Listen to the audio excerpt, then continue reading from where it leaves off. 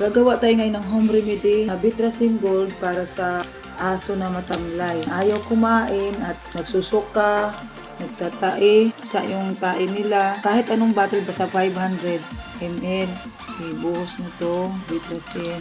Tapos lalagyan nyo ng asukal, pula or puti. Pero mas mainam talaga yung pula. 3 spoon or 3 ganyan para mainom nila. Asukal. Tapos, si-shake nyo guys. Nakaka-for mom. Kasi yung aso ko, hindi na painom mo sa tamang dosage yung calcium niya. 26 days na siya ngayon sa pagpanganak niya. Nahihina. Kaya hindi mo na siya pwedeng patidimidi yung mga baby niya. Pagka puppy, 1 ml 3 times a day. Pagka adult naman, 2 to 3 ml 3 times a day pagpainom. Hindi ito nasisira ng 1 week. Ilagay lang sa ref. 3 ml. Inuin pa naman siya guys. Update ko na lang kayo guys kung ano po ang magiging result sa kanya.